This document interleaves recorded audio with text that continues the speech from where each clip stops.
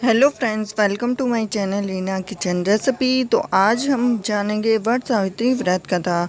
बद्र देश के एक राजा थे जिनका नाम अशुपति था। बद्र देश के राजा अशुपति के कोई संतान नहीं थी। उन्होंने संतान की प्राप्ति के लिए मंत्रोच्चारण के साथ प्रतिदिन 1,00,000 आहुतियाँ दी और 18 वर्षों तक यह क्रम जारी रखा। इसके बाद सावित्री देवी ने प्रकट होकर वर दिया कि राजन, तुझे एक तेजस्वी कन्या पैदा होगी। तो सावित्री देवी की कृपा से जन्म लेने के कारण से कन्या का नाम सावित्री रखा गया और कन्या बड़ी बेहद रूपवान हुई।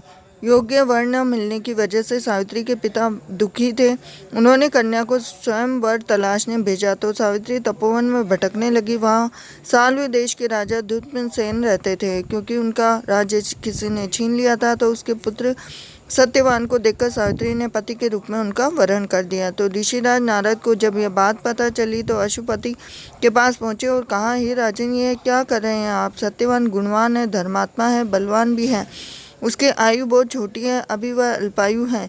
1 वर्ष के बाद उसकी मृत्यु हो जाएगी। तो ऋषिराज नारद की बात सुनकर राजा अशुपति घोर चिंता में डूब गए और सावित्री ने उनसे कारण पूछा तो राजा ने कहा कि पुत्री, तुमने जिस राजकुमार को अपने वर के रूप में चुना वह अल्पायु है। तुम्हें किसी और को अपना जीवन साथी बनाना चाहिए। इस पर सावित्री ने कहा कि पिताजी, आर्य कन्याएं अपने पति का एक बार ही वरण करती हैं। राजा एक बार ही आज्ञा देता, पंडित एक बार ही प्रतिज्ञा करता, कन्यादान भी एक ही बार किया जाता है। सावित्री हट करने लगी, बोली, मैं सत्यवान के साथ ही विवाह करूंगी। राजा अशुपति ने सावित्री का विवाह सत्यवान से कर दिया और सावित्री अपने ससुराल पहुंचते ही सास ससुर की सेवा करने लगी। समय बीतता चला गया और नारद मुनि ने सावित्री को पहले ही सत्यवान की मृत्यु के दिन के बारे में बता दिया था। तो वह दिन जैसे जैसे करीब आने लगे तो सावित्री अधीर होने लगी। उन्होंने 3 दिन पहले से ही उपवास शुरू कर दिया। नारद मुनि द्वारा कथित निश्चित तिथि पर पितरों का पूजन किया। हर दिन की तरह सत्यवान उस दिन भी लकड़ी काटने जंगल चले गए। साथ में सावित्री भी गई और जंगल में पहुंचकर सत्यवान लकड़ी काटने के लिए एक पेड़ पे चढ़ गए। तभी उनके सिर में तेज दर्द होने लगा। दर्द से व्याकुल सत्यवान पेड़ से नीचे गिर गए और सावित्री अपना भविष्य समझ गई।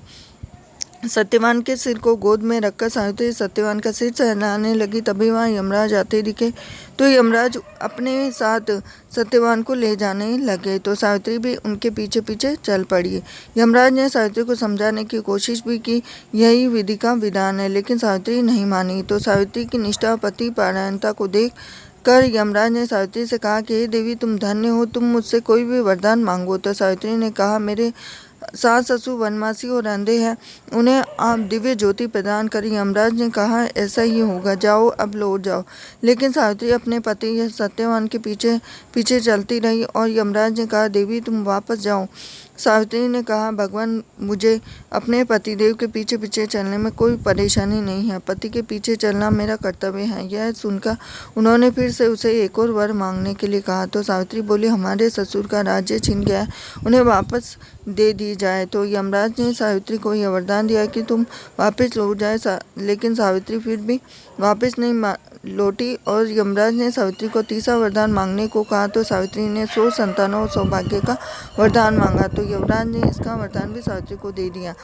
तब सावित्री ने यमराज से कहा कि प्रभु, यमराज को सत्यवान के प्राण छोड़ने पड़े और यमराज अंतर्ध्यान हो गए। सावित्री उसी वटवृक्ष के पास आ गई जहां उसके पति का मृत शरीर पड़ा हुआ था। सत्यवान जीवित हो गया। दोनों खुशी खुशी अपने राज्य की ओर चल पड़े और दोनों जब घर पहुंचे तो देखा कि माता पिता को दिव्य ज्योति प्राप्त हो गई है। इस प्रकार सावित्री और सत्यवान चिरकाल तक राज्य सुख भोगते रहे। पतिव्रता सावित्री के अनुरूप प्रथम अपने सास ससुर का उचित पूजन करने के साथ ही अन्य विधियों को प्रारंभ करे। वट सावित्री व्रत करने और इस कथा को सुनने से उपासक के वैवाहिक जीवन और जीवन साथी की आयु पर किसी प्रकार का कोई भी संकट आया भी हो तो वह टल जाता है।